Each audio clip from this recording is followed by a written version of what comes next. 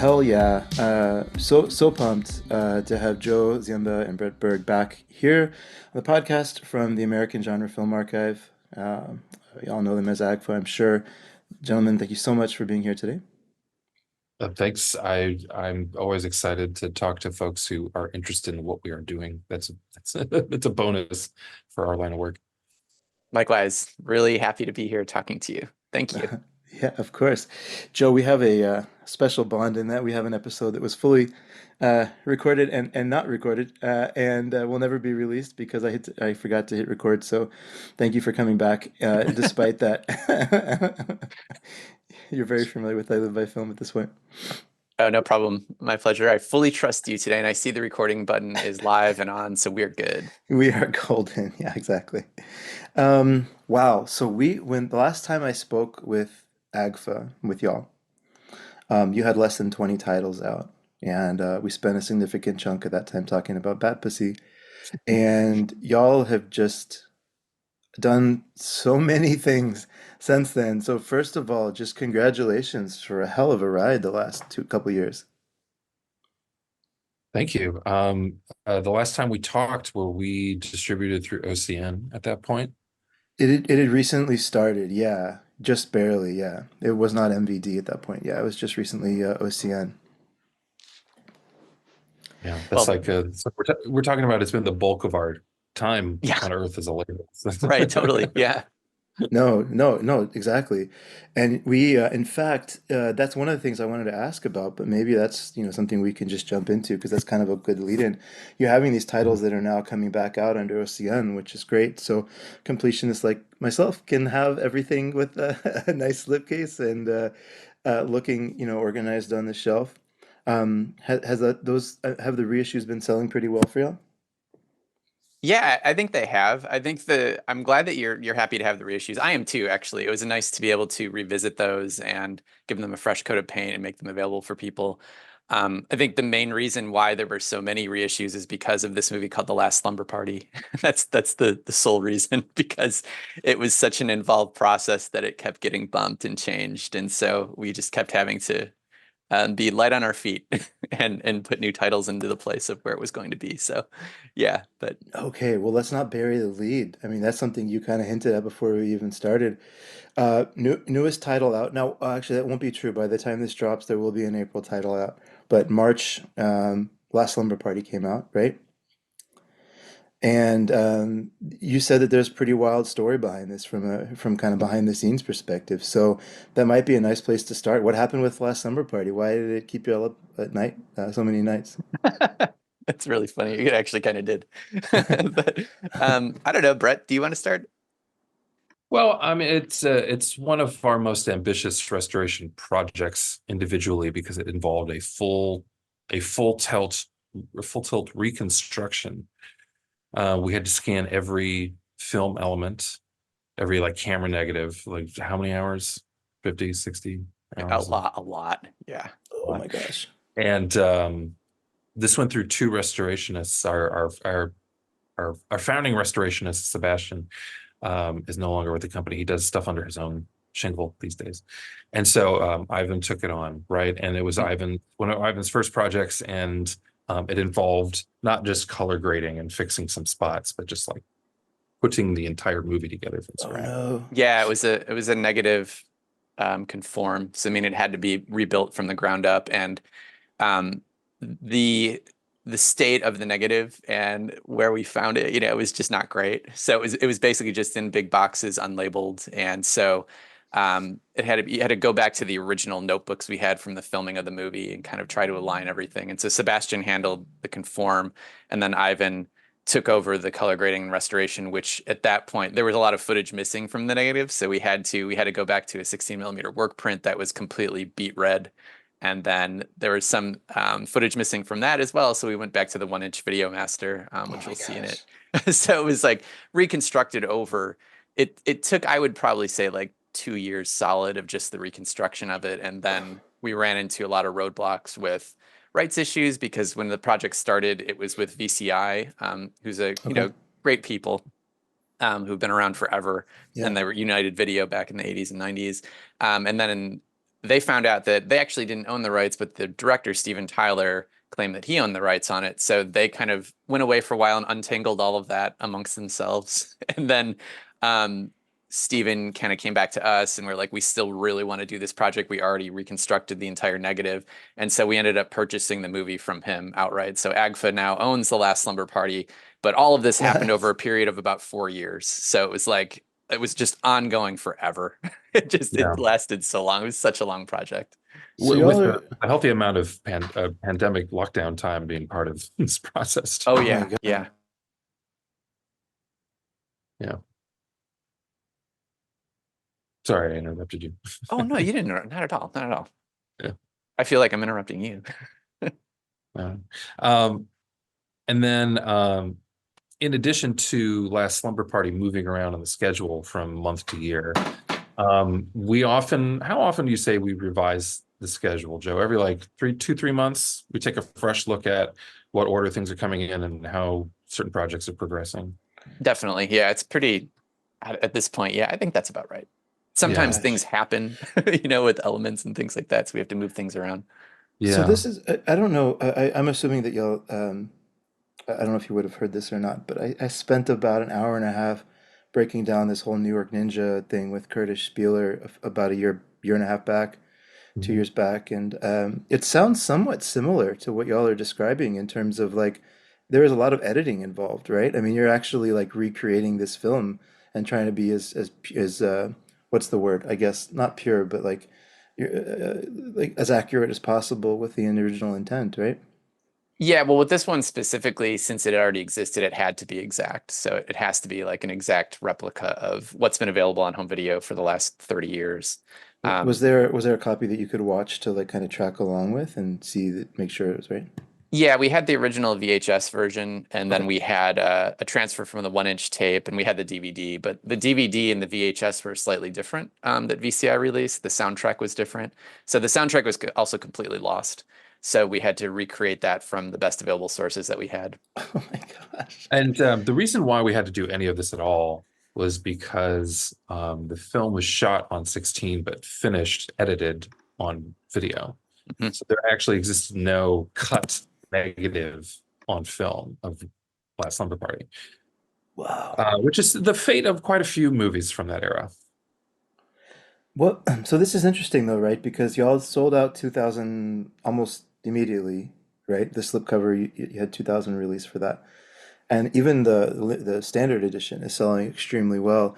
Is there, will you ever break even on this, or is this kind of just like a labor of love that just, you're happy to have it out now?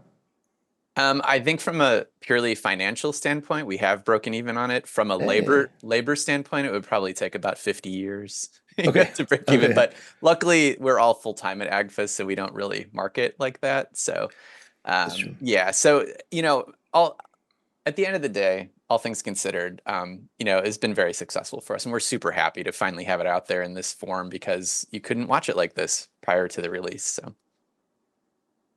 Amazing.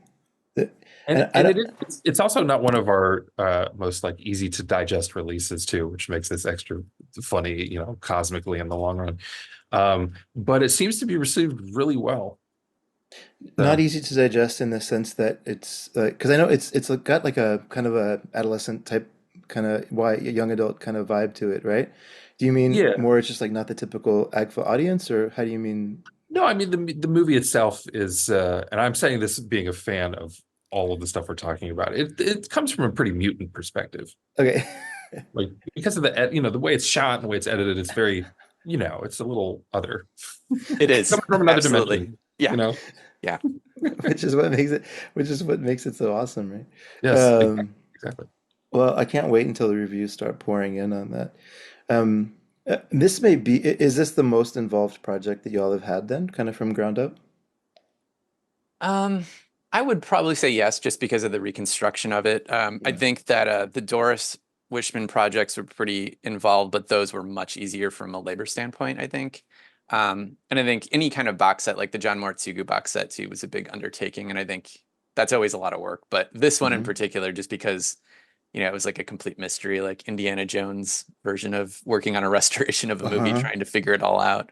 And then we're doing another one for next January, another complete Right. negative reconstruction right now. We're working on it. So yeah, another slasher movie actually that Oh has my gosh. only ever been released on VHS. So And it's another one Wow. where the final version was cut on tape back yeah. then. So what are we going to do with all those video titles in the original? We have to recreate those somehow. Oh, we for the last slumber party, we actually ended up just upscaling the video titles. We recreated the title Okay. of the movie because that was gone, but the Hmm. credits we just upscaled and from the 1-inch tape master. Yeah. Yeah.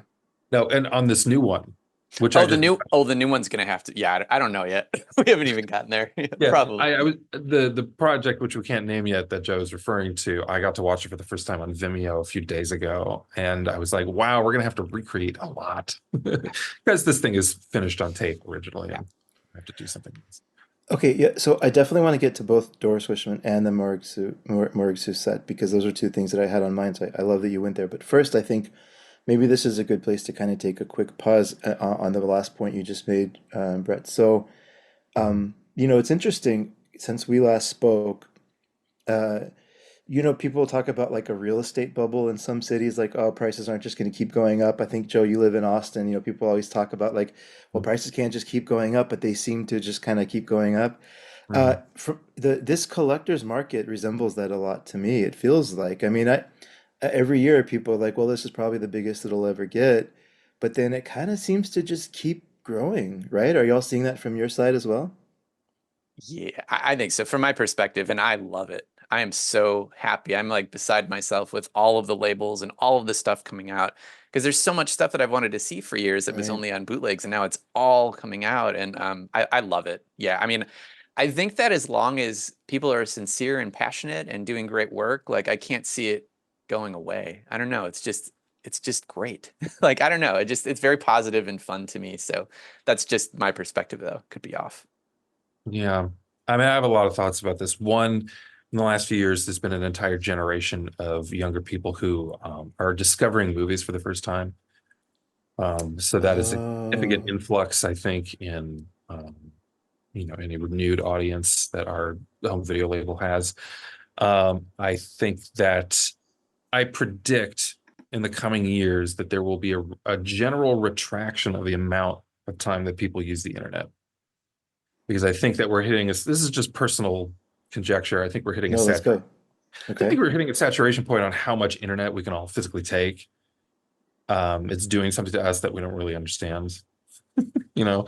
And I think that home video physical product it's just going to be more respected in the coming years that people actually give a shit about movies moving forward. It's a way to support the labels that are preserving the movies, obviously. And it's just a general fuck you to like the handful of billionaires that rule us all. Again, personal conjecture. No, But let's I go think there that though, home because video, a couple years ago, some of us in the specialty home video industry, I remember a certain table conversation with a certain friend of ours, Joe, that he's like, this is all going to end in 5 years. And I was like, really? At that time, I thought maybe, but now I don't know what's ahead. I think it's robust. forgive me if I made this joke with y'all because I've made it once before. I hope I'm not repeating myself with y'all, but I think in a weird way this Zasloff guy is sort of like a fan of physical media and is like Mhm. accidentally bolstering the industry up because every time you hear about them cutting another series or not releasing a movie or slashing their, streaming channels, it's just Mhm. sort of reinforcing the point of what we've known all along in a way, right? Of like it's just nice to own a physical copy and kind of have control over what you watch when you watch it. Yeah. Both Joe and I revealed to ourselves when we saw each other in person last month. Because we're in different cities and I don't get to do that Yeah. much. We both revealed to ourselves that we're both collecting used CDs again for the first time in a long time. No, that's awesome. Yeah, and it's somewhat out of boredom for me. Like I'm bored with streaming, so I would like to deal with music in a different way, perhaps going back to the album listening idea Uh-huh. that I Uh-huh. had way back when. And it is kind of an anti-capitalist gesture to like, vinyl's one thing, but like CDs, you really don't like the current state of affairs if you're going back. you know? But the funny thing is though, and I don't want to go too too far down the music tangent, but just while Yeah, we're there, like CDs are better quality than anything that's streaming right now, right? Like they're music is this funny thing where the every single generation has the quality has gotten worse. If you go from vinyl to CD to mhm, MP3, and I mean you can get MP4 files, but they're not, it's not what Spotify has, right? Or whatever, Apple right. Music. So you're getting going back to CDs. You're actually when I go listen to punk, as much as I can, I'll go listen to the CDs because you can hear the bass better, and that's such an important part of the music. Yeah, sometimes it drives me crazy when you have that shimmering cymbal sound on MP3s that are really low bit rate. It drives Right. me crazy. So yeah, that's just, is what it Mhm. is. I think it'll be less a function of like, oh, this sounds a little bit better, and more like people just don't want to be as connected. It may not be quite as severe as what they predict in Dune with the Butlerian jihad, the concept that of like death to computers, like Hmm. they are shutting off computers as a resource to all Hmm. humanity, and Uh-huh. they develop human computers. It's like anyway, go watch Dune. It's fine. Uh-huh. Uh-huh. And we're not quite going to get there, but I think there's going to be a growing sentiment about that, especially if Trump wins, which that's a whole fucking can of worms we won't get into. But anyways, No, I think I like the physical media. So I think that to answer your question, it'll be with us for a little while longer. it really feels that way. I mean, I have my parents are both in their 70s and they don't watch a lot of movies, but they've had just a little bit more free time due to some stuff that's going on in their lives, and now they're asking me for recommendations for stuff that they watched when they were teenagers because they know that I like, kind of movies from every era. And so I'm recommending stuff and just like handing them these things, and it feels good to be able to say, just watch this. And like, a lot of it's not streaming. I mean, you can buy it or, you can go on Prime and spend $3 or whatever to rent it. But like, I don't know, it feels nice to just have it. It's something they want to watch. Like, here's a 4K of Casablanca. Like, just go, watch this again. Remember what it was like to be 20 or whatever, you know. Mhm. Um, that I kind of want to go down the CD rabbit hole, but I won't. I'm tempted to because that's super fascinating discussion. But that does make me kind of, I think one of the things that's interesting is that what y'all are doing and what I've seen some of the other labels doing now is first time on disc, which is wild, right? Like you think about how big DVDs were, and Mhm. like some of these movies are first time on disc. So I think that speaks to the fact that most people know, okay, if I go spend 5 years restoring Last Slumber Party or 2 years, whatever, sorry, it's gonna sell 3,000 copies or whatever. Like there's enough of an audience for it, right? That like here we go. We can put a collector's with a slipcase and we can put a standard, and there's gonna be a couple thousand people there that'll buy it. So it's sort of like worth the time to go do it. Whereas I don't know if that was ever been around before in any kind of physical media format. Yeah, it's true if you think back on, the DVD era and the I always think when I think of DVD now and I think of genre, I think of the Anchor Bay Evil Dead Necronomicon release, the rubber book release that fell apart Yeah, and smelled crazy, after like 3 months. yeah. And to me, when I think about that was like the specialty of DVD back then, that and Hmm. Criterion. I remember Hmm. buying like Rushmore on DVD and it had like a Yeah. little booklet and all these things, and I was like, wow, this is so cool, all this stuff. And yeah, I think it's at that time, it was all about bringing these movies forth. If you read like old issues of Fangoria from the 80s and they interview Lucio Fulci and, talking about the negatives are in disarray and it's so hard to see these movies. And then that first wave, I think, of restorations on DVD were all these classic genre Mm. films that were not Hmm. available in proper formats, like Grindhouse Releasing doing, Cannibal Holocaust and Right. like all that kind of stuff. So I think that now it's kind of graduated to the point where it's like, well, we all have these beautiful restorations now of these genre classics. What else is out there? And luckily, I think, like Bret was saying, is that I think there's a whole new generation now of people that are curious about things that they haven't previously experienced, and new experiences with films that are not like Evil Dead, like totally Yeah. different experiences. So I think all of that is coming together to forge the identity of what physical media is now, at least on Blu-ray. Well, that might be a good segue into Doris Wishman just for a second, because talk about an ambitious project. So y'all not only put out a different type of box for AGFA and that kind of magnet style of Mhm. hard case, but you also have, is it every film she has now across the three releases? Or, I mean, At least the vast majority of them, right? It was all of her shot on films. Okay. So there are the shot on video titles that she did towards the end of her life, and then Night to Dismember is not on there. Okay. Her big horror movie. Yeah, but still, it's an extremely comprehensive set, full of context, full of history, full of extra. Like the films look great. It just it blew me away the time and the care that went into a set like that. That was purely working with something weird, right? Lisa over there.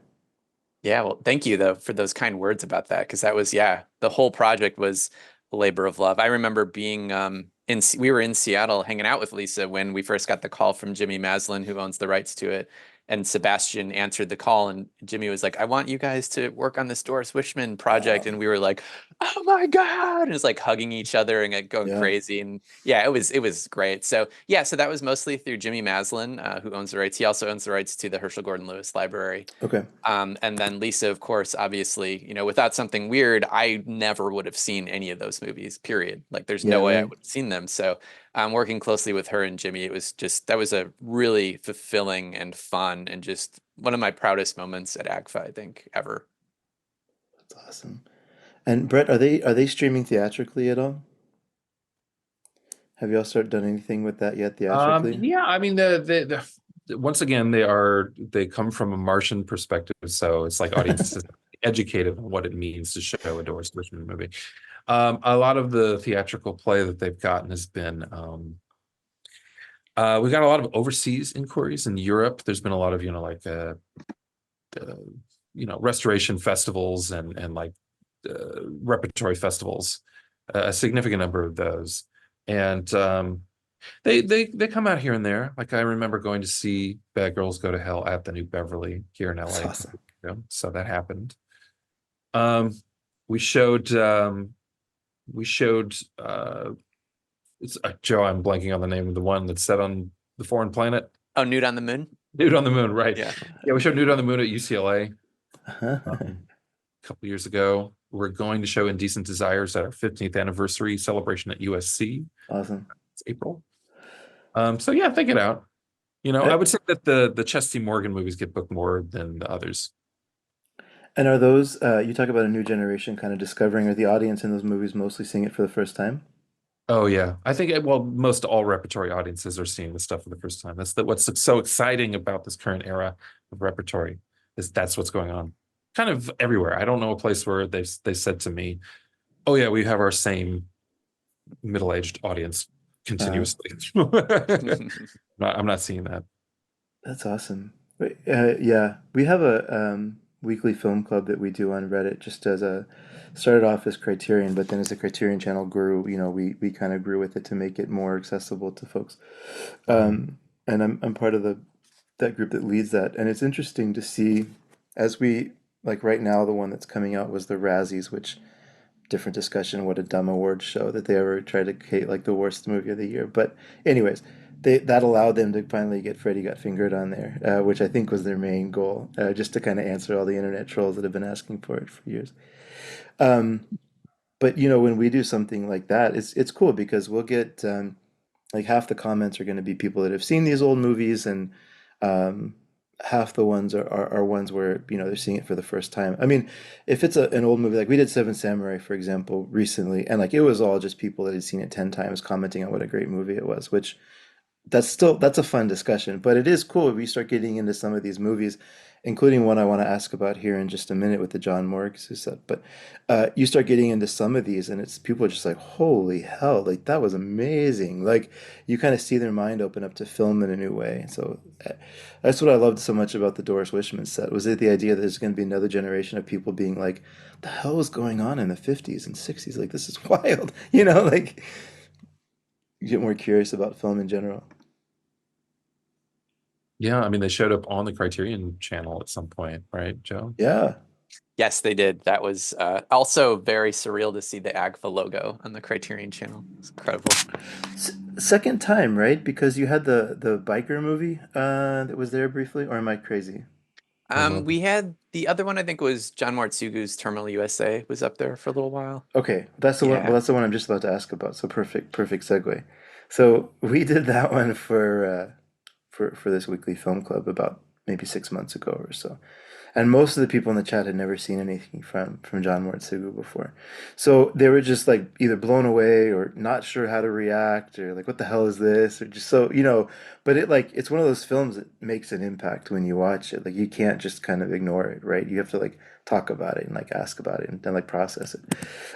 So how did y'all get involved in this project? I mean, this represents, I don't want to say something different than what I expect AGFA to put out because I don't know that y'all have like a certain type of thing, but I was surprised that it was like, this could easily have been a Criterion release or easily have been a whatever, like any release, right?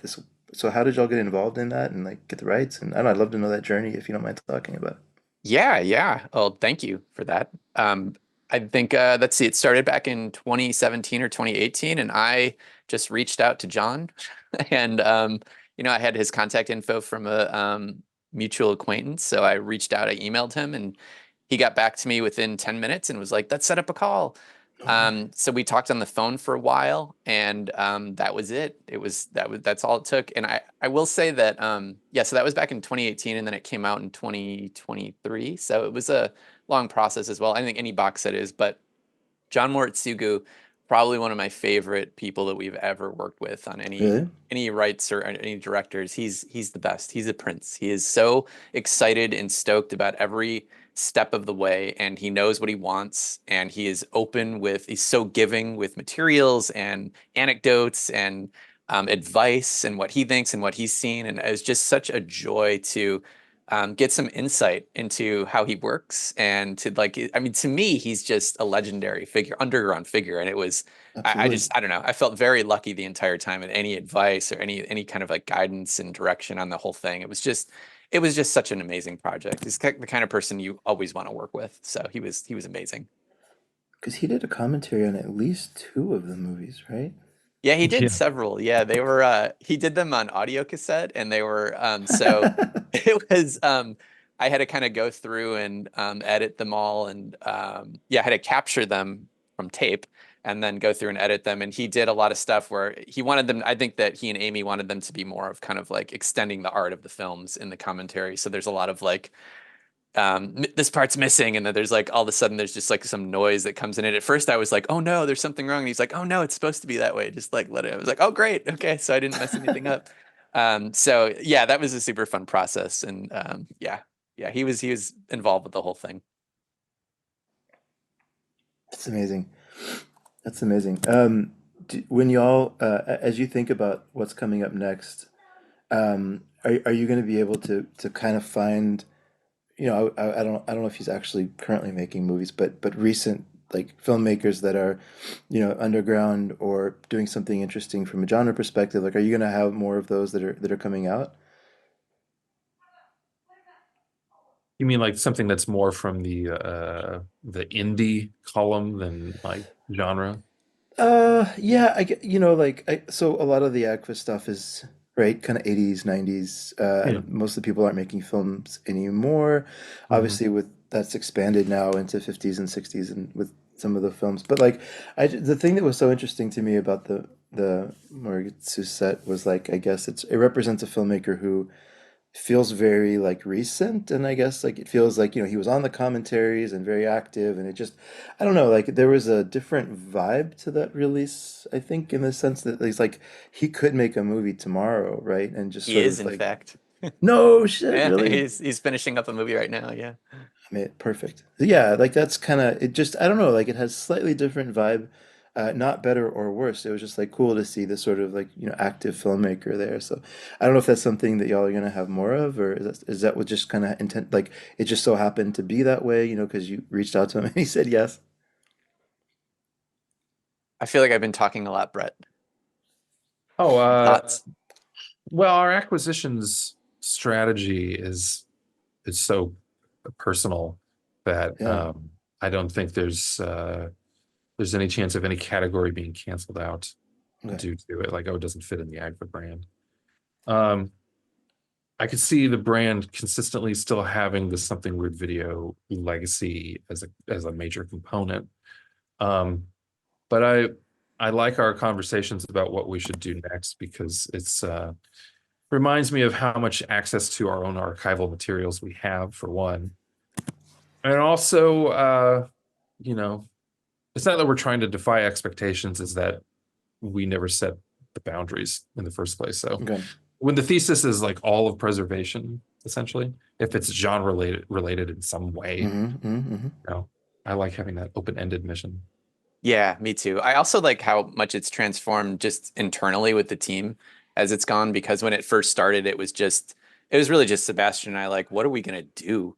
How are we Uh-huh. gonna do this? And Uh-huh. then now we have this really, I mean, we 6-person team, and everyone contributes to the direction of what we're gonna choose and the acquisitions. And I think it makes for a much richer and fuller experience for us and for, people that are fans of the releases. So I really like that aspect, how much it's grown.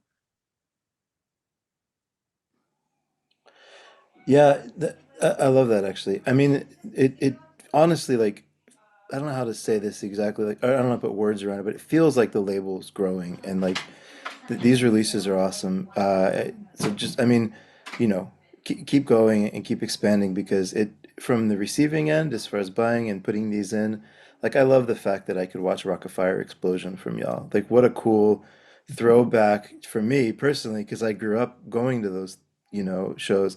But then also to introduce a new generation, like we've been talking about, to some of the weird shit that's gone on in Americana. Yeah.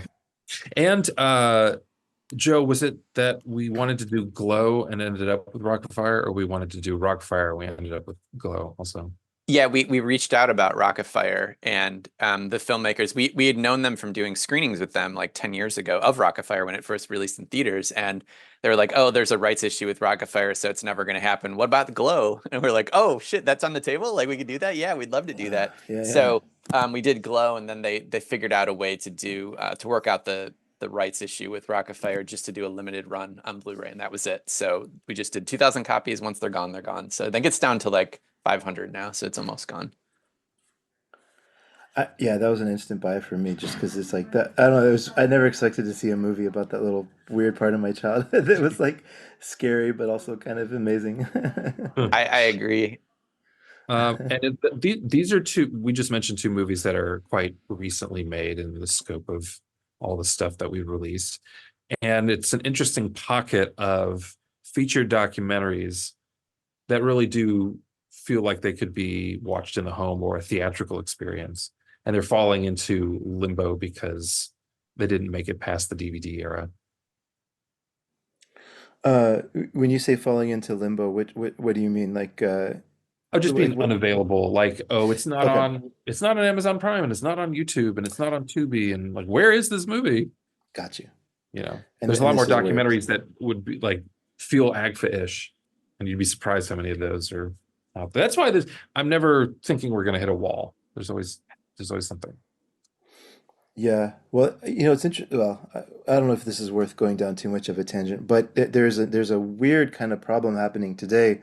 South by Southwest is going on in Austin right now, right? And there's all these, it's 2 weeks just of back-to-back movies, some of which will get picked up theatrically, some which won't, some which may find their way to Blu-ray, and some where this is the last time you'll see them. And that's wild to think about that. I mean, this is just one festival, right? And there's like every festival has this kind of same thing going on. Like I think about what I hope you're okay if I talk about different labels. Let me know Sure. if you'd rather I didn't. But I think No. about what Altered Innocence is doing with Bertrand Mandico, Oh right? To yeah, think about the fact yeah, that those might not have a release otherwise. yeah, Like what? yeah, Right? Like how many other filmmakers are out there doing stuff like that that's just like not getting picked up? Like that's crazy.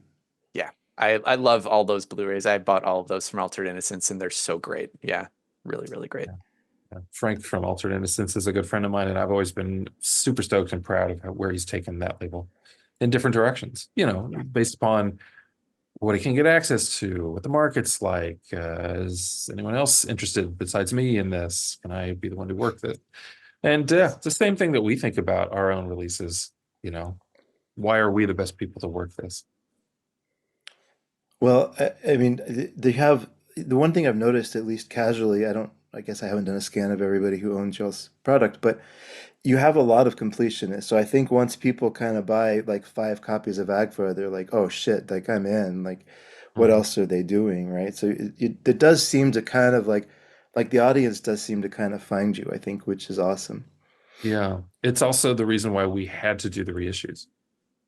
Like, can you imagine how many complaints and phone calls and emails we would get from collectors if we had like 17 titles out of print? Yeah, yeah, yeah. That would fucking drive me mad if I was collecting Blu-rays. No? Well, I don't know if it was one of y'all, but 3 years ago or so, I emailed and asked about type spine 11, right? So this is back Oh, before OCN. right, right.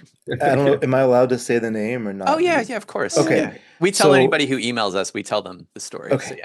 Okay, cool, perfect. So yeah, so I was like, oh, it's not through us, it's through Vinegar Syndrome or whatever. So I went out and bought Flesh Pot in 42nd Street and put it in Spine 11 just so that I Oh, could have continuation for y'all because it drove me crazy. that's awesome. Yeah. There's something, sometimes life happens even to Yeah. labels, and you have to roll with it. Yeah. Oh I think no. all of our partners that we work with, like Arrow and Severin and Vinegar Syndrome and Chef, they're all like really great at rolling with problems, and they've all had their own individual, Oh, you I'm know, sure. issues with production. Mhm. So, Awesome. Well, that might be a good segue, Brett. One of the things I wanted to make sure we covered today is we've been talking a lot about the physical media side, and I think that's certainly how a lot of people know AGFA, but there's this huge piece of the business that people may or may not know about, which is what you're doing theatrically. And um, I know even as of 2 years ago, I believe, or a year and a half, 2 years ago when we spoke, you were relatively new, although you've been there for a while. mhm. But it just feels like you're everywhere now. So quickly, congratulations on seeming to be one of the best in the industry at understanding theatrical distribution, and especially for independent movies. And second of all, I'd love to hear how this last 2 years has been for you. Like, how's this journey been with AGFA? That's been great. To give people a little more context, so in addition to AGFA restoring and releasing titles on our own label, Yeah, we like half of our business is something that is only a business to business transaction. It's us as a company reaching out to movie theaters and being the liaison for all the other labels for screening. right. Arrow, Vinegar Syndrome, Severin, Shout, Cult Epics, Troma, Sub Rosa, and a whole list of others, like individual folks like Don Coscarelli. So it's Phantasm is through us. And Arlene Sedaris, producer of the Andy Sedaris Oh, cool. movies, like Our Ticket to Hawaii, like we reach out to her individually. Um, we have a catalog of about, at this point, 1,800 titles, and Wow. it's pretty big. There's stuff in there that even I forget is in there. Um, and it's a funny thing to the public because they're not really supposed to understand. Hmm. Like it's not really part, if you love film going, it's not necessarily something you need to pay attention to, like where the theater gets the movie from. Like, why would you? Hmm, hmm. So it's a little difficult to explain to people, but it is a bedrock of things spiraling out of our mission. Um, Keeping the theatrical experience alive. I think we do in a low-key way help do that. Um, and we are kind of social workers for the films, if you think about it that way. That's a cool way So to say it's it. really great to be able to have the case file on Reanimator and Donnie Darko and Ringu, all these strange things Wow. that up Yeah, with. yeah. Um, just making sure that they're being honored by continuing to allow easy, affordable access to them and a central place where it's less confusing to book a genre series if that's what you want to do. You know, What an eloquent way to phrase it. If there's any labels listening out there that are trying to figure out theatrical, like I know I was talking to Connie recently, and they're just like dipping their toes in it, so I gave them your name. But okay. like, what would be the benefit of reaching out to you? Like, I'm not even talking about financial, but just like maybe from a reach perspective, or just kind of like why would somebody reach out and start working with AGFA for theatrical stuff? Well, especially if they're doing a genre series at this point, it would be kind of unfun to do without our catalog Okay. because we have enough classics and also like deep cuts from all the labels that they're probably buying discs from. Um, and legally they have to for most of the labels because we have a contract with them.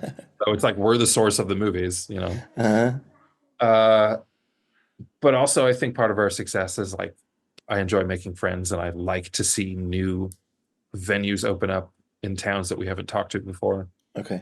It just makes me feel good on a personal level, just, as we've exited the lockdown era of the pandemic and we're still in phase 3, 4, or 5, or wherever we're at now. Right. Um, for the sake of this Blu-ray collector call, we'll say it's phase 4 of, Okay. Right. of COVID. Um, it's just really, I don't know. It's just important that we maintain a Johnny Appleseed attitude with like, if you want to figure out how to start something from scratch, you can reach out to us and we'll help you brainstorm how to do that. If you want to get our take on what's working in other venues, you can email us and we'll help you figure that out. If you're looking for rights for something and you can't find it, and I'm usually a good person to ask because I'm also a programmer as well as a distributor. In fact, all of AGFA, all 6 of us in some form have had film programming experience Right. at IRL shows. So yeah, that's why they should come to us, because it's fun and there's a lot of stuff to look at and it's easy to do. I would also add to that, the reason you should come to AGFA is because you get to work with Bret Berg. Oh, And that is no joke, because Bret is one of the nicest and most knowledgeable people I've ever met when it comes to movies. And I'm not just saying that because he's on the call. It's true. And Bret also basically gave me my start in this entire industry, so I owe him a lot. But Oh. Bret's the greatest, and if you are a person that owns theatrical rights to a movie, there is no pair of hands that you could be better off with than Bret. Bret is just the best at what he does, and yeah, that's like the cornerstone of. I mean, Bret, I think your example is kind of how we do business. As AGFA, it's like that's how we do it. So yeah, just by want to throw usually that out there. throwing our shoulders up and saying fuck it and then just Yeah, doing it. yeah. I love it. Yeah. Yeah. Yeah, so I came from a film programming background as a career. I was with a place called Cinefamily in LA for 7 years. And then I hopped the fence to do well, originally I was going to be programming the Alamo in LA, but the chain ended up dissolving that as a position. Like ultimately, like post lockdown, they've consolidated it. Anyway, it's long, it's nerdy. You don't need to know It's that. okay. But just I knew how to do distribution because I used to be in exhibition. So I know how much things cost and I know how hard it is to do certain things over others. And I've just been very mindful of how to help them, because it's a business partnership that we're in with each venue. Sure. Make sure that their shit works and again is affordable so that they can keep doing it. You know the way I see it in my head, you tell me if I'm crazy, but my day job is kind of in tech, right? And I'm in a bigger company now, but I came from the startup world. And for years, especially like 2010 to like 2020, the big thing was a two-sided marketplace, right? Like Mhm. Uber is a good example. Like you need to find the drivers and you also need to find the riders. And like the way that I kind of always seen what you're doing is you're building like both sides of this, right? You have like the theaters so that if somebody wants to screen a movie, you have access to like all these theaters. But then you also have the movies, so it's like I don't know, it's like a nice sort of like you're kind of you're building this like two-sided marketplace if that makes sense. Mhm. Mhm. The advice, I may have said this on your show the last time, I can't remember, but my advice for anyone who wants to start a genre series in their town, especially if there is not one already, is find an amenable bar or brewery that might already have an AV system set up Okay. and have the shows be free admission so that it's easier to get a larger group of people to come each time. And you can tell the bar, if I can guarantee to get 20 to 30 people to come in here and drink, will you cover the license? It's usually pretty equitable, I think. It's good Oh, promotion for the cool. bar, and and it can be in an off time slot. It doesn't have to be at peak bar hangout hours or anything. I mean, And especially with how sorry, go ahead.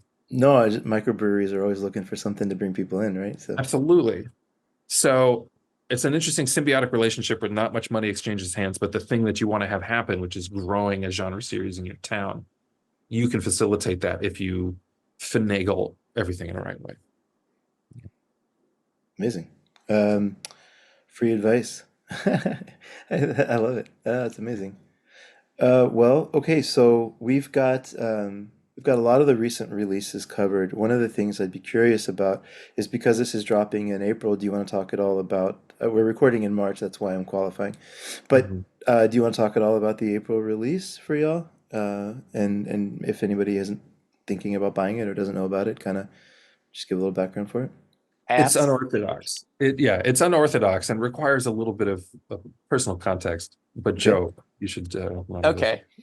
Yes, so it's called Hey Folks, it's the intermission time video party. And this Okay. is a release that it's a AGFA Something Weird release. And back in the 1990s, Something Weird released a series of 6 VHS tapes called Hey Folks, It's Intermission Time, which is nothing but 2 hours on each tape of vintage drive-in snipes and advertisements and movie ads. It's a very Zen-like experience sitting through those, and it was very influential, I think, on a lot of us at AGFA. And so Lisa at Something Weird had released a soundtrack LP with Modern Harmonic last year of a lot of sound bites from a lot of those clips that were on the tapes. And so she initially was interested in saying like, oh, can we do something with this on Blu-ray? And so the tapes themselves, like those releases only exist as SVHS masters because Okay. the film elements are long gone. So the challenge to us was we want to release these tapes. We want them to get out there so that people can see them because they still bring joy to people. And we had also gotten a lot of requests from people who had watched our previous mixtapes. I would watch an entire mixtape of just drive-in ads, and we thought, Okay.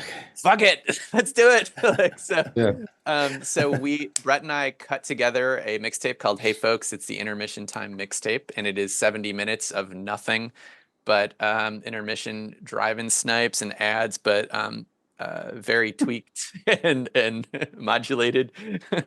Yeah, with an extra layer. So my personal history with this 6 tape series is I used to be a manager at a video store in LA called Cinephile, and that was all throughout the 2000s. Store opened in 99, and I was one of the first employees. I was very young and very gung-ho, very excited to work in a specialty video store. And Y2K was looming, and everyone was a little nervous, like, oh my God, is this real? So on New Year's Eve, 1999, I took home all the Hey, It's Intermission Time tapes, and I said to myself, well, if the world's going out, then I'm going to go out with these tapes. Oh my gosh.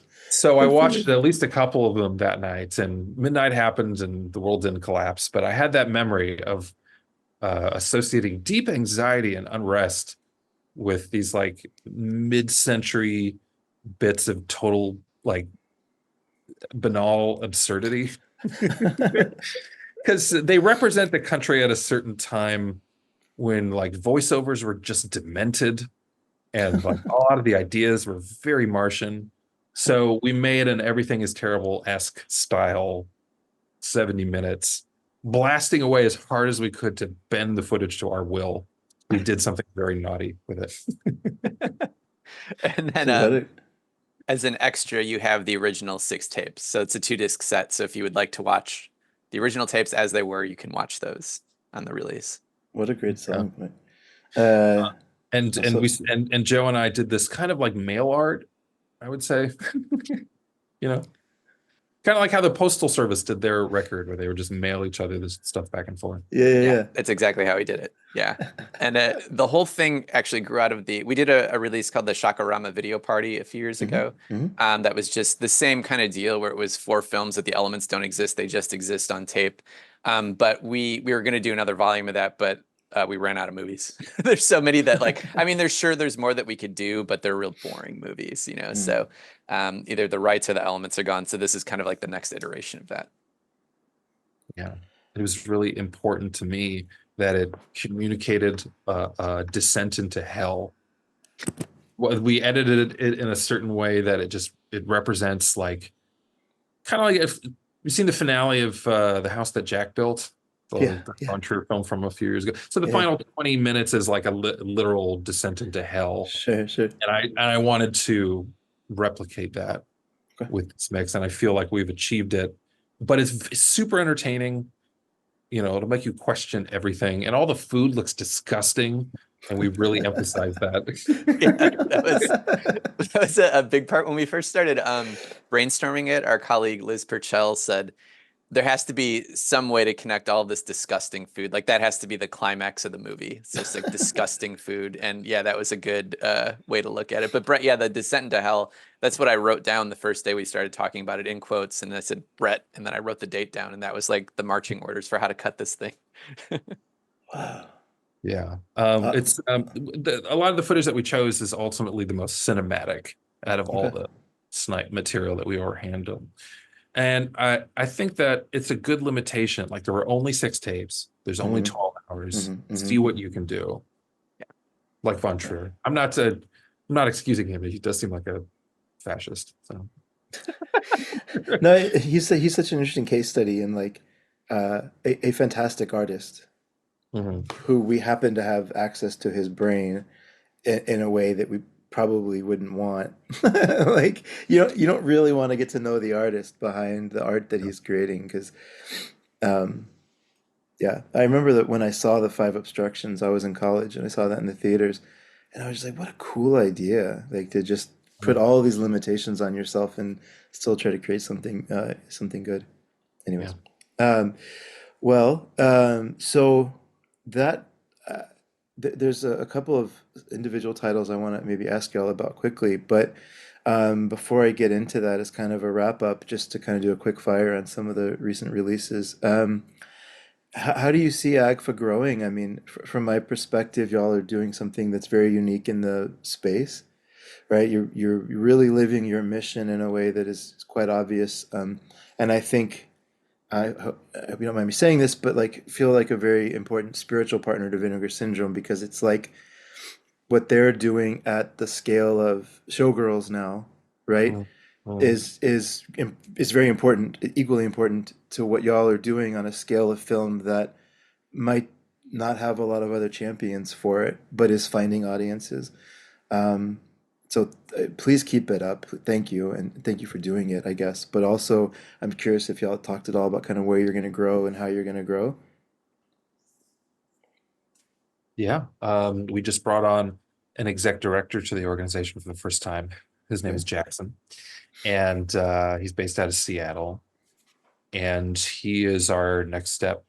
Mhm. We are trying to develop as like a nonprofit that might attract philanthropic giving on a level that we've never attempted before, or doing things for the greater public good that we've never done before. So that's very exciting. And he just came on like what, 2 weeks ago? Yeah. Yeah. It's very new. Yeah, Yeah. and it's yeah, I think a lot of the growth is going to be behind the scenes for us. I mean, we're definitely staying on the mission as far as releases go, but now on the back end, we're actually like putting structure in place and strategy, which we haven't. It's always been by the seat of our pants, always. It's Right, always like right. this will work, this will work, this will work. And now we're kind of taking a step back and looking at everything and being like, oh, this really worked. How can we do that again? How can we do this again? So it's a new way of thinking for us as a team. And so far, at least for the last 2 weeks, I think it's been really excellent. Feels good. Speaking of philanthropic giving, I feel like I should ask since it's a good thing to promote. If somebody does hear this and realizes that y'all are a full nonprofit, and this is not, and every dollar you make goes back into restoring more and archiving and saving more, preserving more. What would be the easiest way for them to donate? Is it through the website still? Yeah, the site's the easiest, most direct way. You Okay. can do a direct donation to us through the site. You can also buy our Blu-rays. That is, we view those as all those sales as donations. So that's Hmm. one way to support us and book all of our movies in your theater. Yeah, figure that out. If you don't have a series in your town showing cool vintage movies, like figure it out. Yeah, Get in you don't touch. have anybody playing Frankenhooker on Valentine's Day? Like, go do it. Sure. Shame if it's the case. I'd love to hear just a couple of ones that are personal favorites for me. Just gonna quickly do a scan through three or four, and then that's all I really had for y'all today. But if Mhm. anybody hasn't bought Effects, I just think that movie to me is like one of the examples I give of what people can do with no budget, basically, right? It's amazing what they do from a storytelling perspective. And has that been a good release for y'all? Like in terms of, has that sold well for y'all?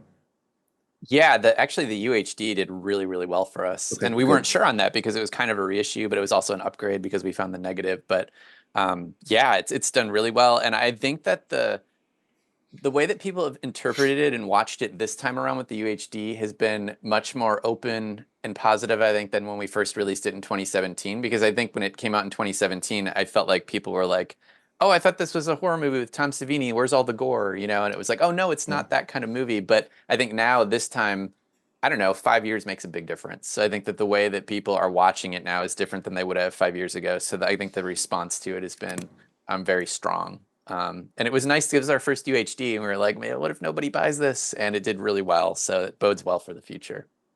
Okay. Good. I'm really happy to hear that. Yeah, it's like I always tell people, like if you like Saragossa manuscript, that film from Wojciech Has, it's just like a story within a story within a story. Like, it's like check out effects because like it's, they're what they're doing is not so far from that. And it happens to be on a tiny budget, but like the writing is phenomenal and obviously the, effects are good when they need to be. Yeah. Another one that comes to mind that I just want people to hear about, and I'd love to hear y'all's reaction, is Fuck the Devil and Fuck the Devil 2. Like that movie, I just want people to see it. Like, how did y'all come across that title? Is it something you knew about or? Yeah, so that was the last AGFA and Bleeding Skull release. Okay. So that one I take all the blame for. That was that was all me. And so I brought it to the team because I had a bootleg of those movies for years and I had reviewed them on Bleeding Skull, and then the director popped up on social media one day and followed Bleeding Skull, and I was like, oh my God, like I can't believe this. I can't believe he's around. And so yeah, I just reached out to him and kind of gauged his interest and then ran it by the team, and everyone was cool with it somehow. And so we did it. Yeah. Definitely the most out there release ever that we ever did, maybe, probably. Why do you say that? Because it's two like 35-minute films and they're made by a teenager, and it's a very, to me, it's a very hard sell, but except for the title and the visuals of the film itself. I mean, I love them so much. So I could talk about them for an hour, but yeah, it's like an unorthodox release, I would say. Yeah, but I don't know. We have our share of those, Yeah. like Final Flesh, Yeah, for example. it's a good double feature actually. Final Yeah. Flesh and Fuck the Devil. Yeah. Return to the Fucker. It's If the you have time. best. Fucker's back. Return to the Fucker. Yeah, I will. That hooked me upon hearing about that Of for the first course, time. of course. The other one, maybe quickly, is Boarding House. I don't know. Has that been a good seller for y'all? Yeah. Yeah, that's Okay. been probably, I think, I could be wrong, but I think McPherson Tape, Boarding House, and the John Moritsugu box set and Attack of the Beast Creatures have been our biggest sellers so far. And Oh, okay. yeah, Boarding House was, I don't know, again, I feel like I'm talking a lot, but Boarding House was a major deep dive labor of love on for me, and I think for most of the team. It was just a super important movie for me, and still very unreal that we got to do that. Like I really feel very grateful that we got to bring the world, finally brought the 35 millimeter print, the scanned version of the theatrical version, and brought that to home video was like super important to me. So Yeah. yeah. My connection to Boarding House was that in 2012 or 13, I saw a semi-infamous screening of Boarding House at the 92Y Tribeca, which at the Okay. time was being programmed by my friend Christina, who then later went on to program at Alamo Brooklyn and now Nighthawk. Okay. And I met her, and I met Brian from Janus, and Brian Block, who at the time was the guy who had brought Possession back Yeah. theatrically in the Okay. US. Uh-huh. I met them all the same time at that show. It was Amazing. like it's funny that I still talk to all those people all the time, and um, yeah. And I remember these guys at the front wouldn't shut up during the show, and it made everybody pissed off. And it's a Boarding House in my mind has always been this like infamous thing that's gonna evoke reactions in people, whether they're want to or not. Yeah, I mean, I could talk about 54, 56, whatever movies you all have released, and I haven't seen all of them, maybe at least around half, but like I could point to something in any of them, but there's just some ones that stick out for whatever reason. I just connect with me. We've already, It's probably the guy's grim face and extreme close up that you get to see a number of times. I think that's what What's it his is. name? John what? John Wintergate. John Wintergate. Wintergate, yeah. Him demented doing a lotus position almost naked on an office desk in an office tower. Lotus position is so There's funny. there needs to be a Yeah, letter, like there may be he's a like letterbox list for that. he's just sitting there going, ugh. And you see his face in great detail, and then there's hackings and slashings, and there's like a swimming pool, and it's like shot on video, but then blown up on film, and then we've taken that film and put that back on video, and now we also have a 35 of it, so we put it back to film. It's gone from film to video to, no, it's gone from video to film to video to film. Yep. Our print. It's awesome. And just on the off chance anybody doesn't know, I have to at least mention y'all have a lot of the Ed Wood films now, so people could go check that out if they're interested in Ed Wood. You'll have several of his films out now, but I don't know that those need to be sold. I mean, I imagine those are selling fairly well. He's a household name, but I want to at least make sure people know about it if they're listening. So Thank you. Thanks for pointing that out. Yeah, again, Take It Out and Trade is another one that was hugely important for the team and just a big step for AGFA to do that one. So yes, I would also recommend that. they're great. Um, I always say this, I could talk to you all for hours, but I know I feel like that's a pretty good kind of catch up. Is there anything that I didn't ask or anything else that y'all want to make sure was said? This year's our 15th anniversary, and we're doing screenings in LA and coming up in Austin and maybe at least one other place. I can't remember our conversation though. But yeah, we're a big deal coming out. Like That's awesome. we're a bunch of the shows at USC in Los Angeles in later April. They're all free admission. Okay. So highly recommend that. We're showing the movie Orgy. We're showing on film our sequel to our trailer show. Mhm. We're doing a premiere, a restoration premiere. Can I say which one, Joe? I don't know. What do you think? It's your call. Say it if you want. Okay, I like promoting these things. Yeah. So we're working with Dave Markey, the LA punk filmmaker who did a lot of stuff on Super 8. Yeah. So we'll be premiering a restoration of Desperate Teenage Love Dolls from 1984, Wow. 40th anniversary with the cast and director in person. Hell yeah. Do you have dates for those shows yet? Yes, but I don't know if we've put up well, I guess by this time we'll have ticket links on the USC website. So yeah, I think the Desperate Teenage Love Dolls should be April 29th. Okay. And Arlene Sedaris in person for Hard Ticket to Hawaii is, I think, April 23rd. Oh my gosh. We're doing some of these shows on IMAX, on a USC's IMAX screen, which they have hidden away in a building on campus, Wow. including These the are movie gonna. Orgy, including Boarding House on an IMAX screen. Oh wow. I love it. You get full Lotus. And Mhm. they're all gonna be free tickets? The USC ones, yeah. USC And then ones? in May 10th and 11th, we're doing Donnie Darko and our restoration of Glen or Glenda at the Academy Film Museum in LA. Jeez, that's awesome. And that's lovely. And we're cooking up,